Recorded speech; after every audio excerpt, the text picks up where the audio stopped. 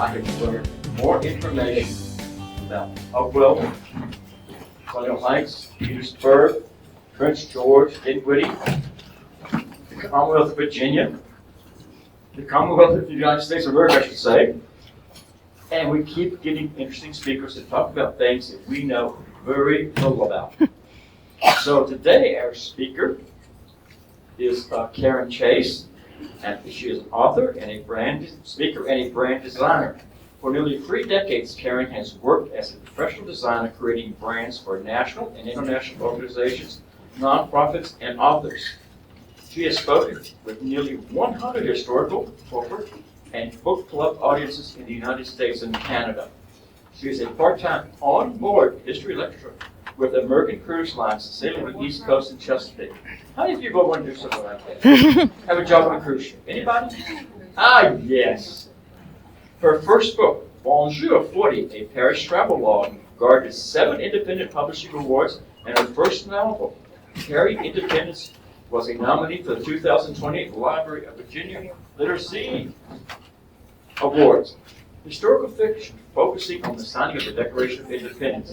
The novel was awarded number 12 on the Best 100 Best Indie Books of 2019. In 2024, she published the travel journal of Eliza Trist, 1783 to 1784, a new transcription of a journal kept by the woman who went west and kept a journal for Thomas Jefferson.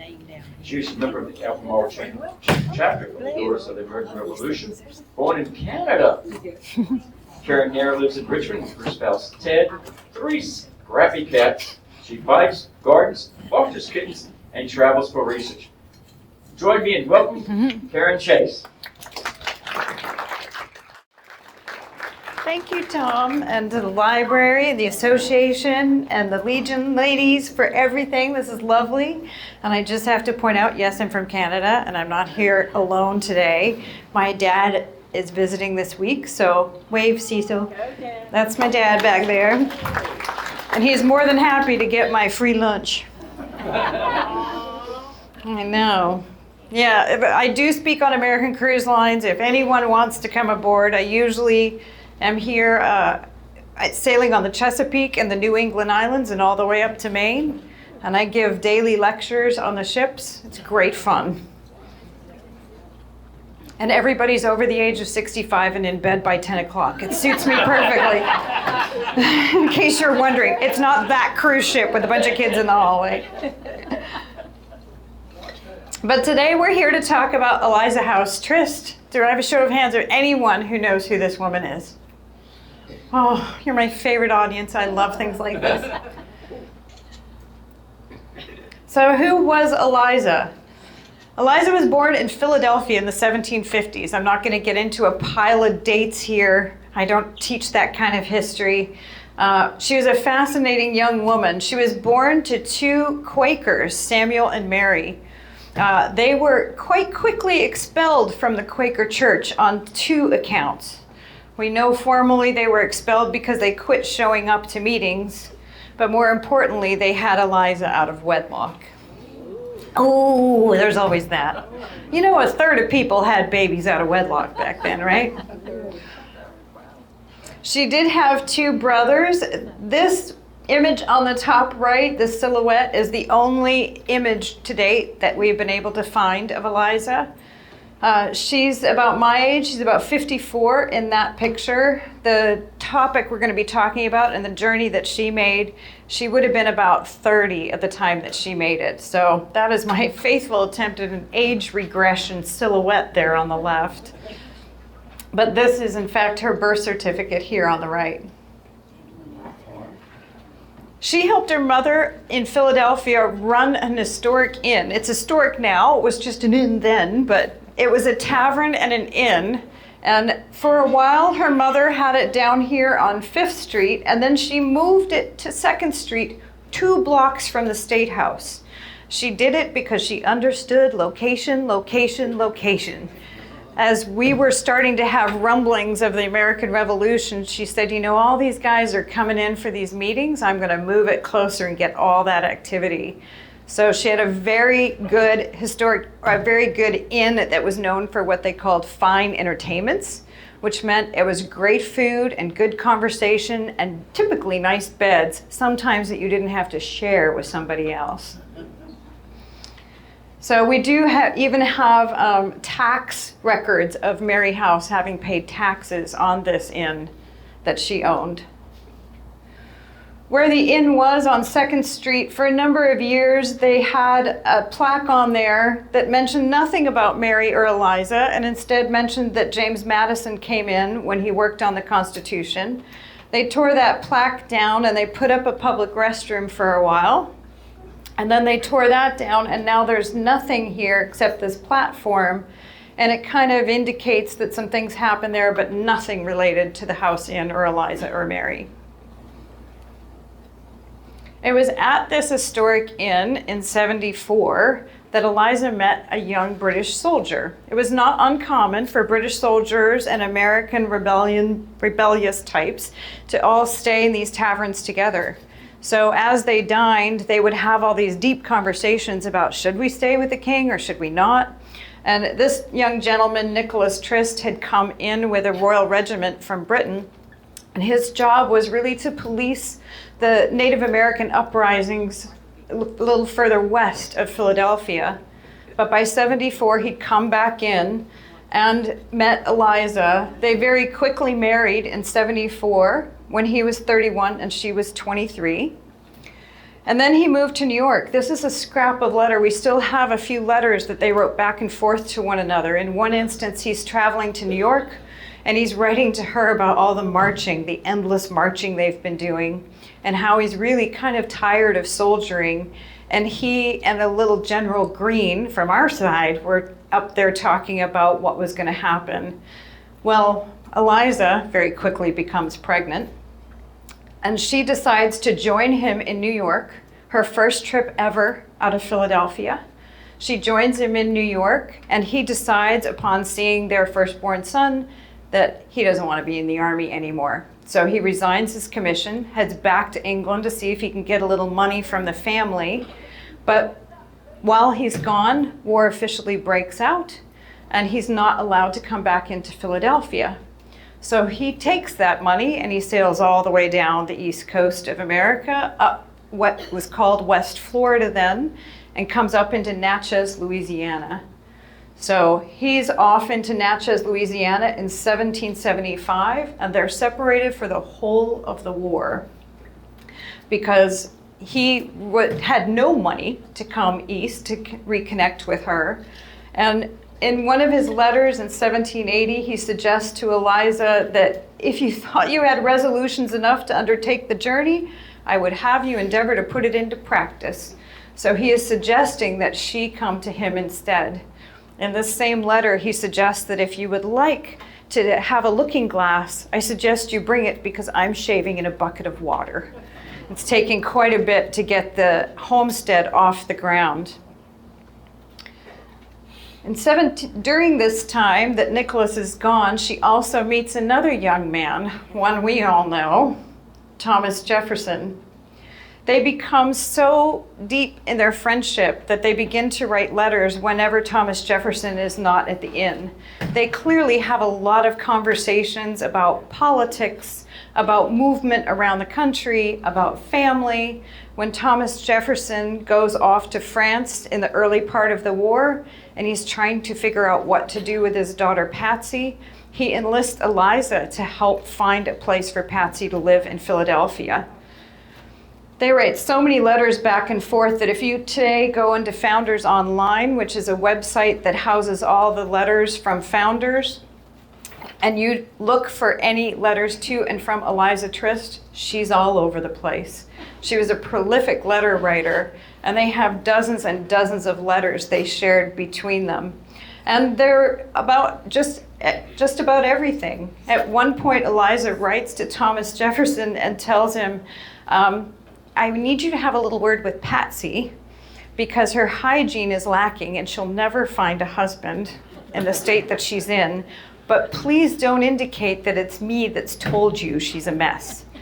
And he does indeed write back and indicates to Eliza that he's handled the matter and Patsy should be spruced up from this point on. They talk about family and everything. It goes on for decades. They write to one another. In the War of 1812, she even writes him a letter suggesting what little Jimmy Madison could do to end that second war with the British. But in December of 1783, as the revolution comes to an end, and we finally have the Treaty of Paris. The Treaty of Paris makes it safer for the colonists, now United States members, to go west of the Appalachians. And she decides she is indeed going to go to Natchez. We have this letter from Eliza to Thomas Jefferson saying she's determined to go to Pittsburgh. By this time, she's spent 4 months preparing. She's bought herself a horse, and she set her baggage off in a wagon for Pittsburgh.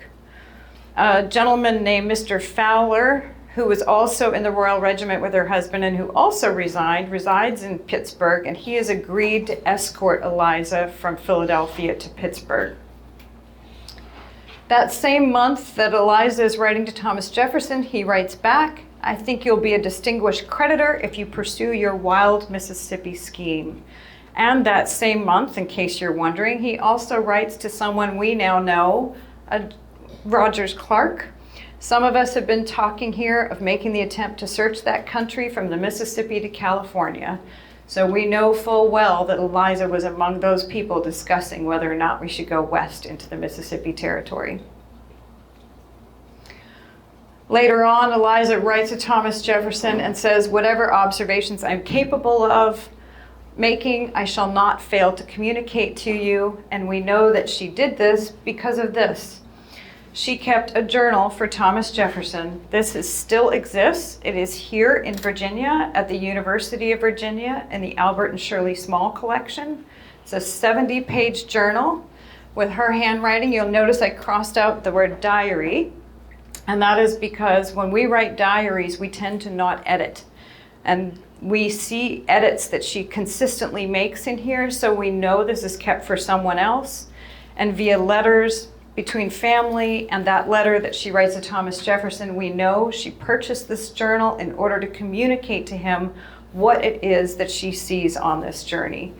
This is 1783, so this predates Lewis and Clark by 2 decades.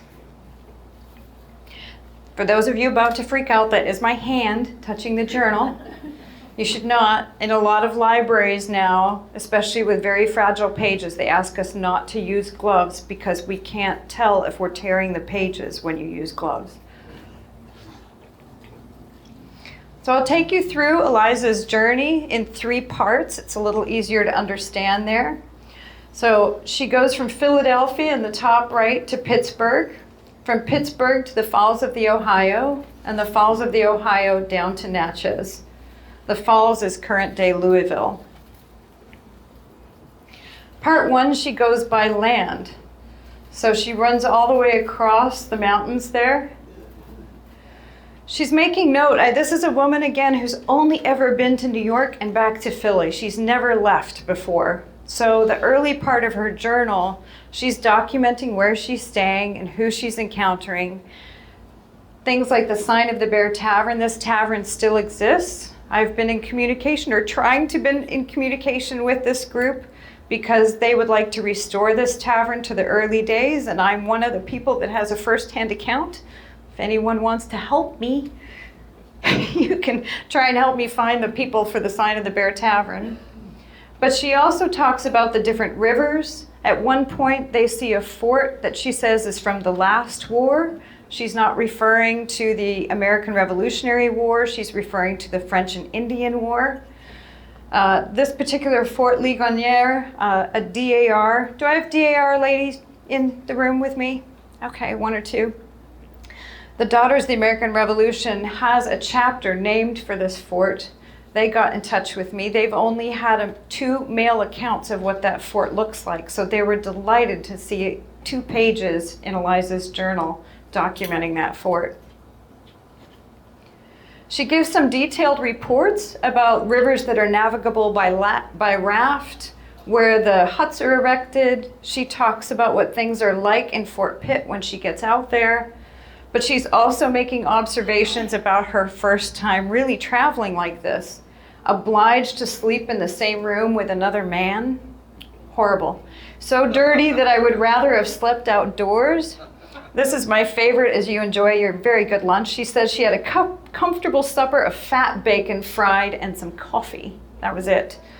They are basically staying with people along the way wherever they feel they need to stop for the night. Mr. Fowler knows some of the stopping places, but some of them are really rudimentary. Eliza has a companion traveling with her, a young woman named Polly. I believe I've ascertained now who Polly was, a woman named Mary Brown. She's a young woman, and she's really traveling with her because it was untoward for a woman to travel alone. But she and Polly are using their greatcoats to create curtains around their room so they can change at night. But sometimes she opts not to change at night because the places are so filthy and she's afraid of the fleas that she'll get that she sleeps in her clothes. She says, I had one tumble that hurt me a good deal, and Mr. Fowler was up to his middle in the snow. If you remember the date on that letter of 1783 that she said she was ready to go, it was December. If anyone has been in Pennsylvania in December, you would know that is a foolish time to head across the country. It's cold. It's cold. When she leaves Philadelphia, she misses a letter from Thomas Jefferson by 2 days. Thomas Jefferson liked to watch the weather, and he wrote and said, the weather coming toward you is terrible. Don't go till spring. They do. She misses it, and it snows, and the temperatures plummet. At one point, her horse does tumble, and she nearly falls off. The horses don't have breastplates, which means every time the horse goes downhill, the saddle shuffles forward, and every time the horse goes uphill, the saddle shuffles backward. It's so cold, it's taking so long, and the horse is thinning that at one point she nearly falls off, and when Mr. Fowler comes up to help her, he's in snow up to his middle. As a result, this is a long trek that I think none of us would do today, and supports this, if I escape with my life, you shall hear from me by another route. At one point, she's so miserable in the conditions they're riding in that she's relieved it's dark, because she's riding behind Mr. Fowler, and that way he can't see her cry. It takes 21 days to make this part of the journey by horseback. Today, what would take us just 7 hours. So she arrives in Pittsburgh in January, but that cold has been so deep and so stuck for so long that all of the rivers are frozen. The Monongahela, the Ohio, the Allegheny, frozen solid, and she has to wait in order to leave to head down to the falls. Her journal kind of stops. She tries to keep up for a couple of days and realizes there's not much to do in Pittsburgh. Pittsburgh is cut off from a lot of communities in the winter, so they do everything right there, and it is a stinky town. The tannery, the slaughterhouse, everything is right in town. So she's trying to make the best of entertainments, but she knows what the comparison is compared to her mother's house inn. She's a little disappointed. She's finding herself to be a burden. But eventually, the ice breaks and she's able to go again. Some of the delay here, too, is she's having a boat made. She is contracted with a boat company that delivers flour into the Mississippi Territory, baking flour, things they can't get down there very readily. And she is waiting for that boat to be finished, and we're going to talk about it. It's much like the keel boats that Lewis and Clark end up getting fashioned 20 years later, and they also have a delay with the boat manufacturer who's delayed getting it ready. But come May, she is ready to take off. This image on the left is a picture that's similar to the boat she had. It was probably a little bit longer than that one. We know it had at least 6 men on it, none of whom she had met before she journeyed. Again, not many of us in this room would say, let me just hop on that flower boat. That does have a sail they can hoist, so if the weather is good, they can shoot off and get riding. It has a cover in the back in which their bedrolls are. She and Polly have these bedrolls they lay out at night, and during the day they roll them up and they use them as little couches to sit on as they're going down the creek and down the rivers. And the men also have the ability to stick in oars and row as quickly as possible to get the boat out of terrible situations or over to the shore where they camp every night. And she's been away from home long enough, 4 or 5 months now, that she's starting to hit her stride on this traveling thing. And being on the boat, she's moving at a greater clip.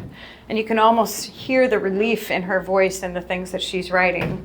And she starts to explore a little bit. She's talking about the ginger that grows in great abundance along the banks of the river. We know she had quite an experience throughout her life with gardening.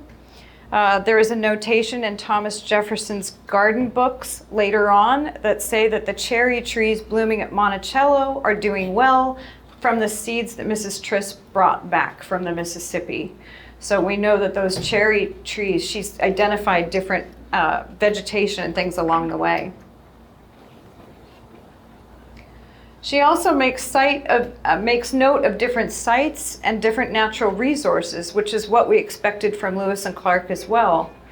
Up to this point, the French have been supplying all those big millstones that we use for grinding flour and corn and everything.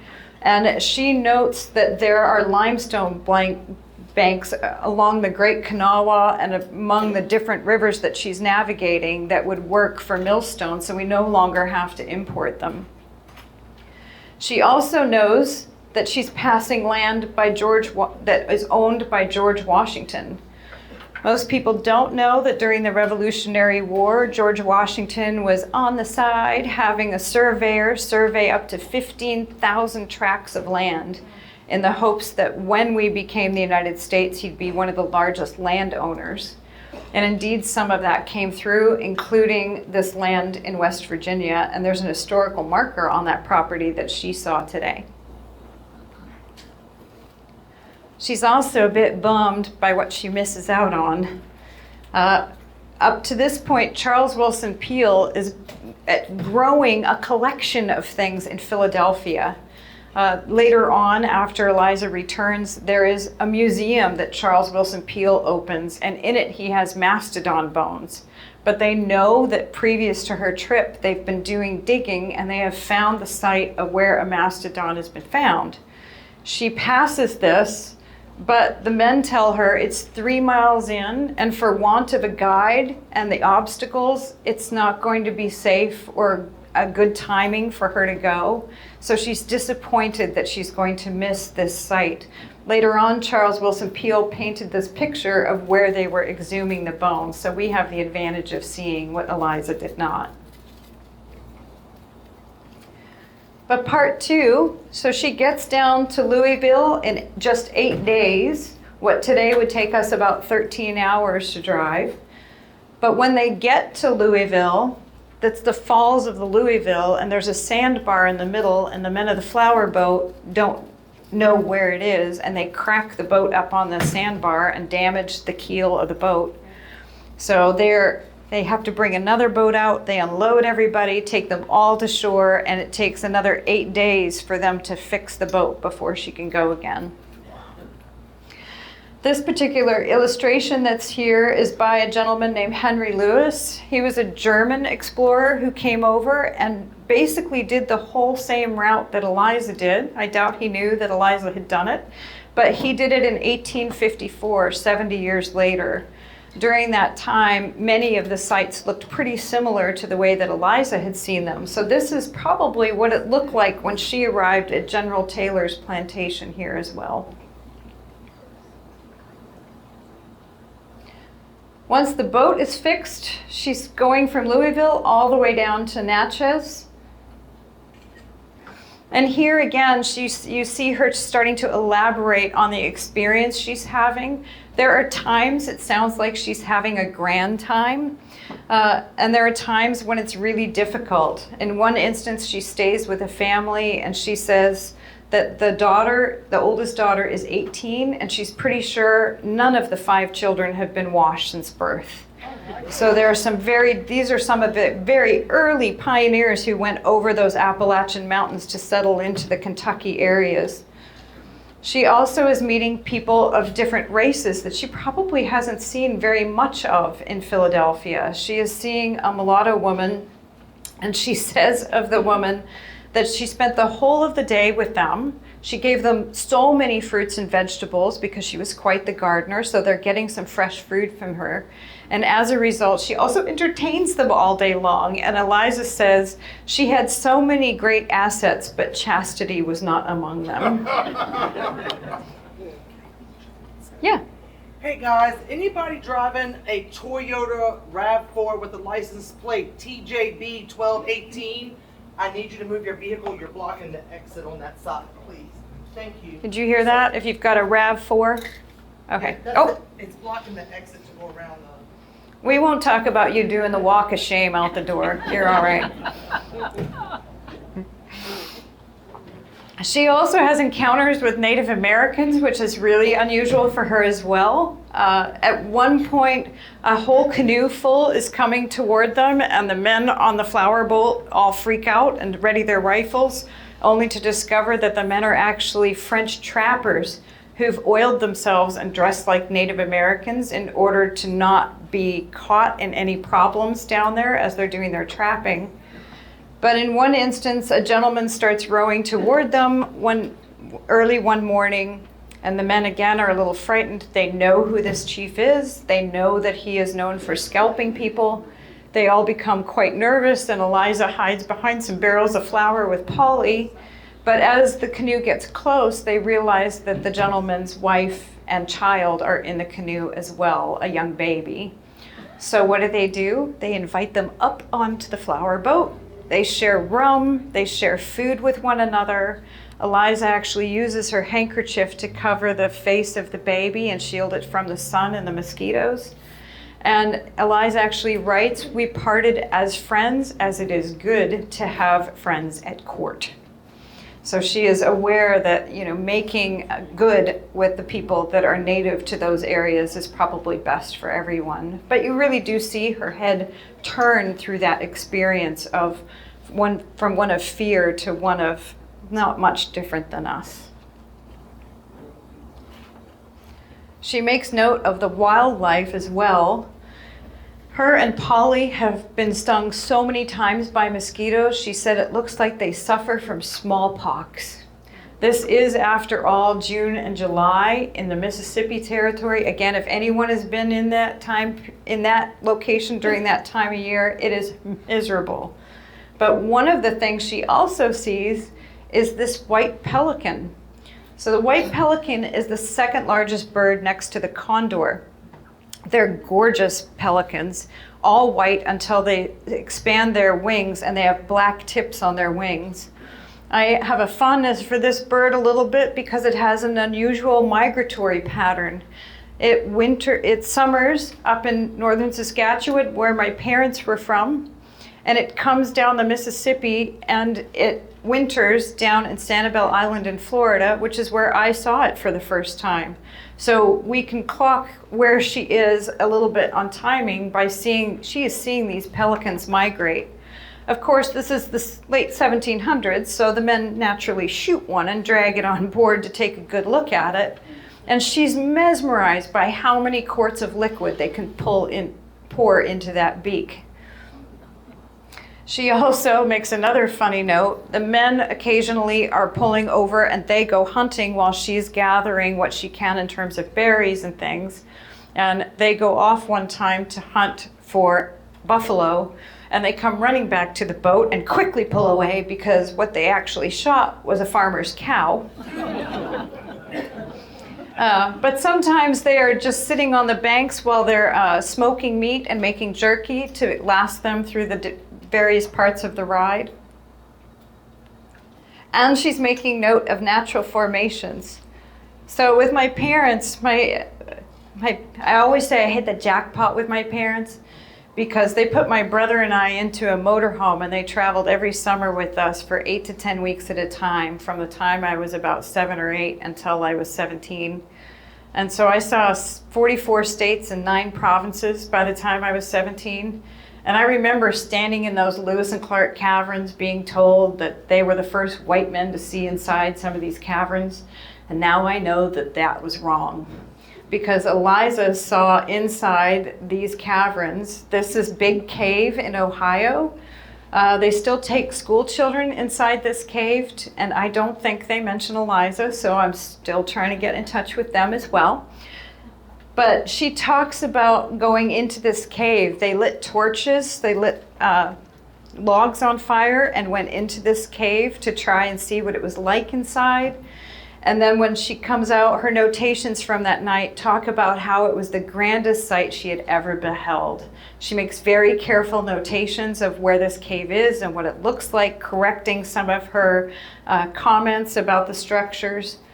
And then when they all come out, they're in this area where there are a bunch of cliffs, and the men say, "Watch this," and they shout out, and the echo of their voices comes back. Also a new thing for Eliza. So they all play on the banks for a while, shouting at the cliffs, which I think is just delightfully fun for an exploring journal.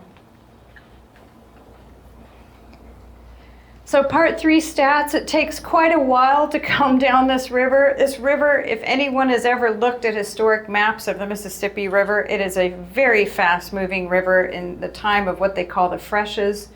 When those summer rains are coming down, it moves at such a clip, and it's been quite a journey. At one point in her journal, she says, "I do not like this river." The men have had trouble navigating it on a couple of occasions. One, they try to take a little offshoot they think is going to be a shortcut, and as they go around, they realize it's looping back around and coming out just shy of where they were at the beginning of the day, and they spent the whole day going nowhere. They also get caught in a whirlpool, and the boat goes round and round. The men frantically oar their way over to shore, and just the next day, as they're kind of recovering because the boat gets a little damaged in that process, a whole other group comes along and mentions that just the week before, a flour boat with 90 barrels of flour and 10 men went down in a minute in the same spot. So she just narrowly comes out of that exchange. So here she is, 31 days later, outside of Natchez. She's about 3 days away from Natchez on July 1st in 1784 when she has her last entry in the journal. It's kind of a general entry. "I shall be happy in sight of Natchez. Will write to Mr. Trist. Perhaps a boat may be just setting off, and he will be glad to meet me, I know. Our boat is to be detained to unload some flour." It kind of ends, it's smudged, and we know from later letters why that is.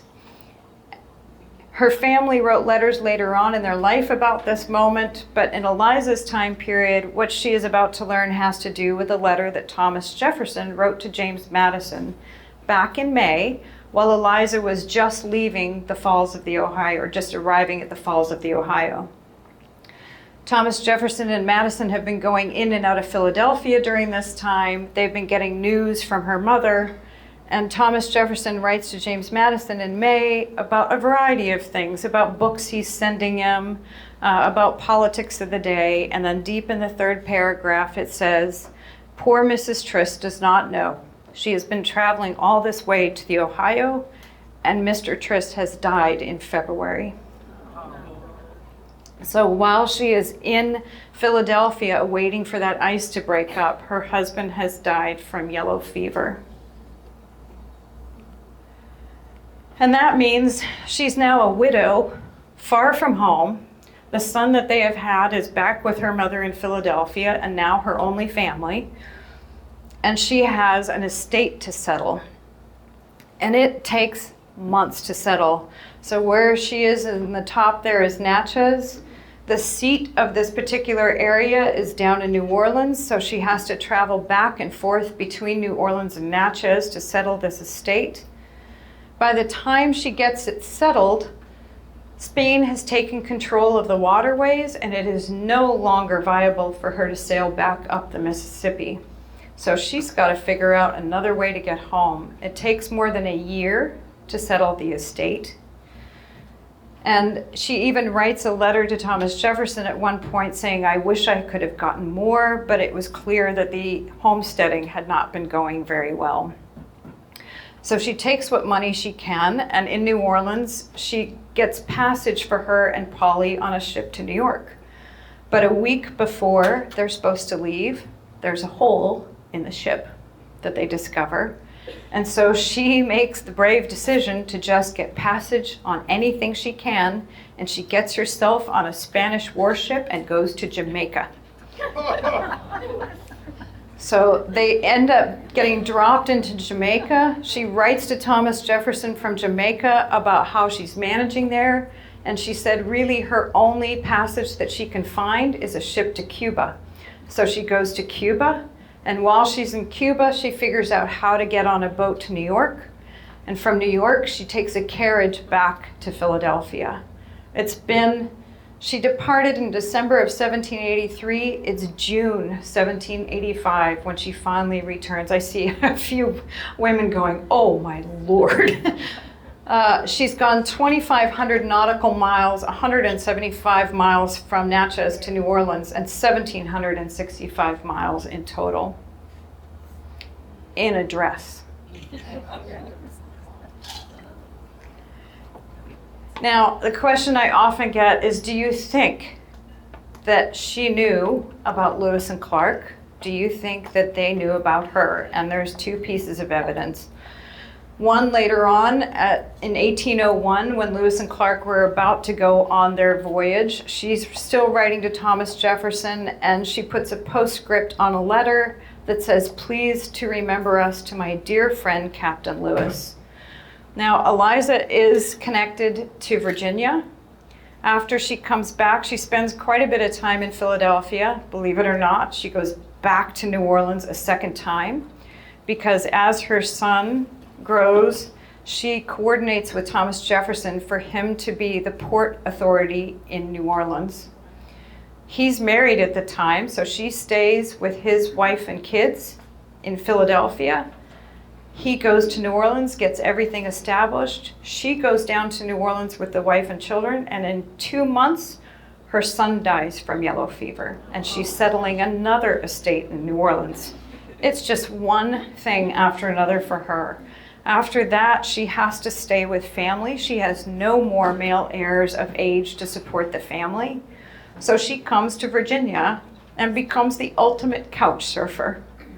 She stays with the Madisons and she stays with the Monroes, and she's off so often at Monticello that Jefferson's daughters and granddaughters begin to call her Aunt Eliza.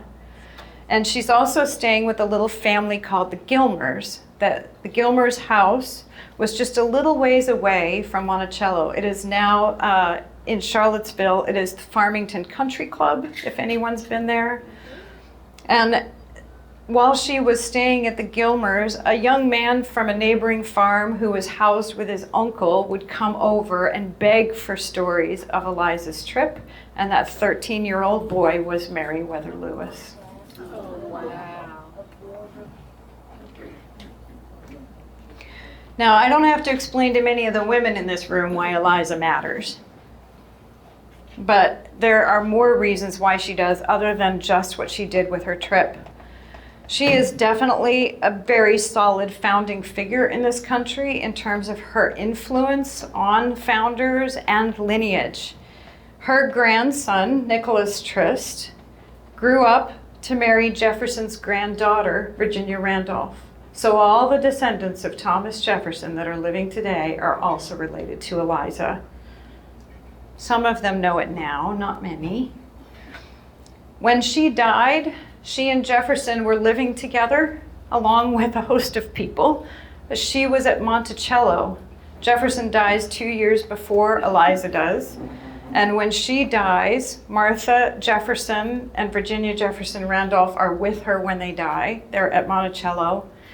But Nicholas, shame on Nicholas, says he doesn't want to spare the money for a headstone. So they bury her in the Monticello Association, what is now the Monticello Association Cemetery, in an unmarked grave. Since I started working on this project, I've been working with the cemetery people, For those of you who don't know this, when you go to Monticello, the Monticello Foundation runs the whole of the estate, the house, the grounds, everything. But the cemetery itself is a different, separate nonprofit called the Monticello Association, and it is owned by the descendants of Thomas Jefferson. So they do a lot of work to upkeep that cemetery, and they have just recently expanded it because if you can prove you're related to Thomas Jefferson or Eliza, you can be buried in that Monticello cemetery. So I've been working with them about trying to figure out where she was. Thankfully, without my involvement whatsoever, they got ground penetrating radar done a couple years ago, and they indeed found what they call a stain. When you take all the dirt out and you put human remains in and you put the dirt back, it changes the soil, and the decomposition also changes the soil, and they have 2 areas that are unmarked that they can't identify who those people are. So I'm assuming that one of those is Eliza. There is no marker for her still to date. It is why I changed DAR chapters to join the Albemarle chapter. That chapter is specifically associated with Monticello, so my hope is to get at least a marker near this cemetery that says that Eliza is there. But I thought it would help if I could find a living descendant.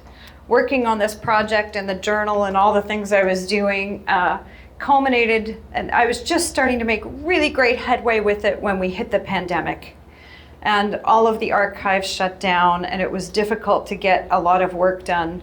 And so I decided I was only going to do one project for a couple of years, and that was try to prove that there was a living descendant connected to Eliza. In the Daughters of the American Revolution, we have this status called a patriot. And if you can prove that a person back during the Revolutionary period supported the American Revolution by either soldiering or by monetary donation or by paying taxes or supplying goods, those things could prove that that person was considered a patriot by the DAR. And so I thought, well, I don't know if I can prove Eliza paid taxes, but remember that tax certificate I had for her mother? I had proof that her mother had paid taxes on that property. And because she paid it before 1783, those taxes went to pay off the revolution. So I knew I had a patriot, but now I needed to find a living descendant, because you can't introduce a new patriot to the DAR without it being attached to a member, and there was no living member. So working with the Monticello Association up there, I asked them for a list of all the descendants they knew. And then I started hunting and pecking. And I worked with all these chapters to try and see if they had information, because in the DAR you have to prove birth, death, and marriage for every single generation going all the way back. On both sides, both parents, all the way back. So I started pulling in as much information as I could, and when I felt like I was starting to get enough proof for a generation for a specific person, then I had to find the person. And I was pretty sure this woman named Ellen Thorndike was the living descendant I could prove the easiest and the best. So I found an Ellen Thorndike in Maine, and I called and left that really dumb message. Hi, you might be related to Thomas Jefferson, and if you are, you're also related to Eliza Trist, and I'm not crazy. Can you please call me back? I have information. It sounds like I'm asking, like I have $20 million in China, and of course, she never did, so I contacted a DAR chapter in Maine, and I said, can you please drive out to this woman's house and see who she is? So this woman in Maine went out and she said, that's not Ellen Thorndike, the house is empty, you've reached a dead end. And I went for a few more months piecing together what I could, and then I decided to do a Google search. More people have been Googling, and I Googled Ellen Thorndike, and another one came up in Vermont, in Stowe, Vermont. And she was a real estate agent, and she still had a listing. And I thought, oh. So I made that same stupid phone call, and I never heard anything. And I was like, well, there we go. I'm really sure that that is my Ellen Thorndike, but I need her blessing to make this application to the DAR. I need a copy of her birth certificate and her marriage certificate, and because she's living, those are things I cannot get without her. And I thought my project had come to another dead end. And there I am walking one afternoon with my neighbor across the street, and I don't want to talk about this project because it's over and done. And her name's also Karen, and so I'm walking with Karen, and I said, tell me something else, tell me something good. How is your sister Allison enjoying Key West? And she said, she's not. She sold her house and she moved to Stowe, Vermont. And so, right, you got the goose pimples now, don't you? So I asked Karen, do you think we can call Allison and see if she'll go down to this real estate office and tell this woman I'm not a nutbag? And she did. And Ellen had retired, but her best friend worked at the real estate office. They called, and an hour later, I am on the phone with Ellen Thorndike. And she said, oh, thank you. She said to me, oh my gosh, tell me this whole story. So I gave her the abridged version of what you've got today. And she said, you're telling me that my ancestor owned an inn where the founders stayed and that her daughter went west 2 decades before Lewis and Clark? And I said, yes. And she said, that's funny because my grandfather told everyone in this family that the women in my family did nothing of consequence. And she said, I will join the DAR because I have a granddaughter and I want to do this. She said, you changed the narrative of my family. So if nothing else comes out of this, I know I changed things for Ellen Thorndike. This is her signing her application with all of the proof in between. And the DAR last February approved Mary House as only one of 1,200 patriots that are female that have ever been proven. There's over 150,000 in total, but only 1,200 women, now 1,201. And this is what the President General, the top dog in the DAR, said, that we're helping contemporary U.S. citizens understand the relevancy of patriots. As a female entrepreneur myself, I'm inspired by the story of Mrs. House. I think this is also relevant. I love this. Today, the average adventure traveler is not a 28-year-old male, but a 47-year-old female, and she wears a size 12 dress. I think we would have gotten to that point a lot sooner if we'd heard these Eliza stories all the way along. And here's the part that'll make my father tear up pretty closely, this next couple. I really hope that you share Eliza and Mary's stories. They're very valuable. The word and reference choices are really important, that we call this a journal, not a diary. How we associate her with history is important. She went west 2 decades before Lewis and Clark, period. She informed Lewis about going west, period. Girls and women in your life need to hear about her, but I think we should talk about her when we talk about expansion and exploration and history in this country. And this is why it's also important to me. That is my family traveling together when I was the little towhead in the middle in there. What my brother and I are wearing are called Lewis and Clark jackets. They were leather jackets with fringe. Oh, I can remember playing with that fringe. It was so fun. But I like to think that if my mother and father had heard the story about Eliza beforehand, not only would my brother be wearing an Eliza dress, but I'd be the one standing out front like this instead. And it's also pretty significant to me. You can imagine my surprise when I went to work on Eliza's journal and sitting next to the desk were my own. These are the journals I've been using for years to document my history research. They are the exact same size, exact same shape, made up of the exact same type of paper as Eliza's journals. If you want to talk about a kismet moment and a goose pimple moment, that was certainly one for me. And I think this is so very true. Eliza observed this on her trip, and having discovered her, I will say I had no idea there were such beings upon this earth like her. Last June, I put out a new transcription of the travel journal. It was published in a collection of essays about 25 years ago, but the woman who did the research at the time changed all the punctuation and added spelling and put it in wherever she felt it would help qualify things. I think it's about time Eliza got lifted out of those footnotes of the founders and you hear every word as she intended it. So this is a 100% faithful transcription of her journal, line by line, with no punctuation or editing other than what she intended. If the page is torn in there, it says page torn. I don't add what I think the word should have been. It has a little foreword from me. That bigger story that you heard today is part of a book proposal that is currently sitting on the desk of 3 publishers, and knock on wood, one of them finds the resolution to pick it up, and hopefully this will be a bigger project. Right now, the journal's only available through me because of that publishing journey that I'm going through. But this is the other book that I have, Carrying Independence. It's about the signing of the Declaration, historical fiction. That book seems to be getting better and better traction these days as we head toward the 250th of celebrating that document. I have some of these in the back, both of these, and just the business of being an author. I do take cash, check, or credit card. Every dime you provide today does help me do more research on these types of projects. I thank you very much for sharing your lunch with me, and go forth and spread Eliza's story, please.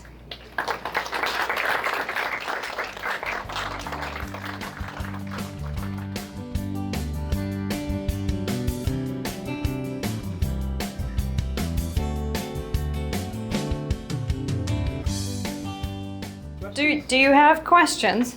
Yes. Were you able to get the headstone or a marker? I have not. Because the DAR will do that now that you have proved it. Right. The DAR will help me with a headstone and marker. The Monticello Association won't allow for a headstone because we can't prove which spot is hers. But we're working on trying to get what's called a cenotaph, which is basically a marker that says somewhere in here is Eliza Trist. They certainly know a lot about her at Monticello because upstairs is what they call the Eliza Trist dresser. She had a highboy that she moved around every time she couch surfed, and that has ended up at Monticello. So they know very well who Eliza Trist is there. It's just, I got to get all the right people in the room on the same day. That's been the difficulty. And my cruising schedule is not helping matters right now. But that is my task. Yes? Yeah. She's definitely an interesting character, especially with her relationship with Thomas Jefferson, all those letters that you mentioned. But I think when you say she predates Lewis and Clark, you're a little off, because Lewis and Clark are famous not because they explored Ohio. They're famous because they went up to Missouri, into the Oregon territory. She didn't go into that area. Right. So he's talking about the fact that Lewis and Clark have become famous because they went up the Missouri and went all the way out to Oregon. So here's my argument for that. When you've got 20 years of predating of people going west, and everybody, not just Eliza, but a lot of the explorers determining where a western passage might be, there's no doubt it's not, we know now, there's no doubt it was south, not south, that it was north they needed to go on the Mississippi and up the Missouri and out to Oregon. But part of the reason they went that way is because people before them went the other way and said it's not there. So the argument can be made that the reason they were more successful was in fact because of the work that Eliza had done before. Now the other factor is that Lewis and Clark really didn't find the Northwest Passage. They were not successful in their journey. And the reason that we know about Lewis and Clark is in 1901 and 1902, when we were coming up on the 100th anniversary of the Louisiana Purchase, the historians at the time, all male, decided that we needed a legend and a story that would transfixed that moment in people's minds. And as we were going into 1900s, not many people knew about the Lewis and Clark story. Lewis and Clark, when they came back, never transcribed their journals and never published those journals. Lewis died when he was 38. Some say by suicide, some say he was shot. But they never shared their findings at the Philosophical Society either. So by the time, 20 years after Lewis and Clark, that people were heading west, they were naming things that Lewis and Clark had named, but those names Lewis and Clark affixed never attached to those places because their journals weren't published. So that mythology and those stories of Lewis and Clark that we've elevated only started in the 1900s. That is not something that has come up for that whole 100 years after they got back. It was trapping that followed the Lewis and Clark. Maybe those American trappers out of Missouri heavily followed Lewis and Clark. Maybe they didn't get into the journals back east, but they did lead to the opening of the West to American trappers. The French trappers were already ahead of them. Oh, right, yeah. I mean, there are a number of people that had gone west even before Eliza. I mean, otherwise she wouldn't have encountered all those people that went west. Her area, very similar to an area, you didn't even mention Daniel Boone at this time. Boone was the main explorer in her area. Right. And I think the men get enough airplay from the historians that have come before me, so Eliza's mine. You have a personal question. What 4 states did you not cover in your 44 states? What 4 states did I not cover? The 44 states. Obviously, it was Alaska and Hawaii were 2 of them. All right, that would have been 50. You said you covered 44. Oh, yeah. What are the other 4 for the 6? When you Oh. were young to 17, you said. When did Daddy not take So Where what did you 4 It was not Maine. Kentucky. Kentucky, wow. What were the other 2, Dad? Yeah. Yeah, I did Maine and Kentucky on my own later on. And West Virginia, I don't think we came through West Virginia. And then you could see it from the highway. Right? And Rhode Island. I don't think we had done Rhode Island. That was the other one. Yes. Whatever happened to Pauline? Whatever. Oh, to Polly? Oh, go first. Yes. So Polly, the woman that young woman that had traveled with her, they did write letters back and forth. Unfortunately, Mary Brown was her name. Mary married a man that wasn't all that great, and they were relieved when he died, which always supports that phrase I love. Nothing makes a woman blossom like death, divorce, or desertion of a husband. And I think the same thing was probably true of Eliza. She was able to really communicate with those founders over the years because she was a widow all that time. But they communicated quite a bit, and we do have a letter from her son to Eliza much later in Eliza's life, letting her know that Mary Brown had passed away. Karen. Yes. Yes. Where did she get her money when she? Oh, that's a good question. She started on all this journey, Or to make the boat. before he ever died. Right. But she was 3 months here, 2 months there. Where did she get her money for the trip was the question.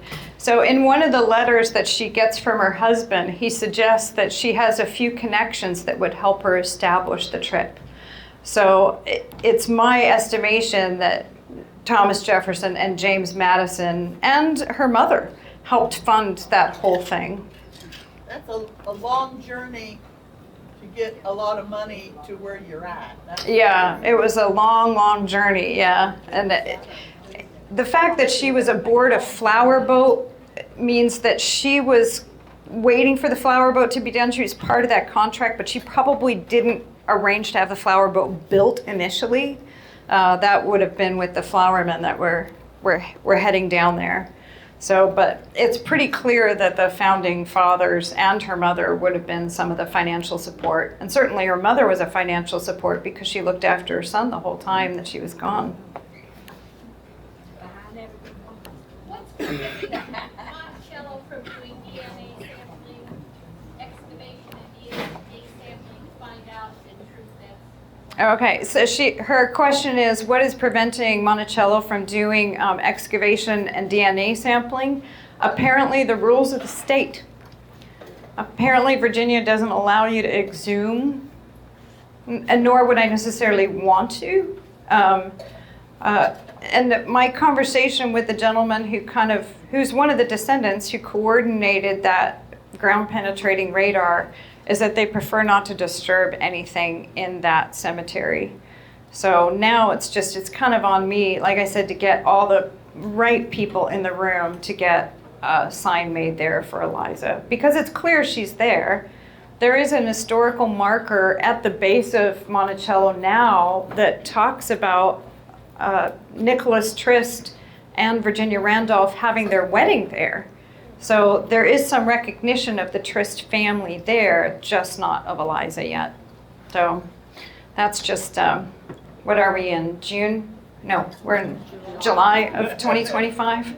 I'll check back with you about a year from now. Any other questions? Thank you again. Thank you.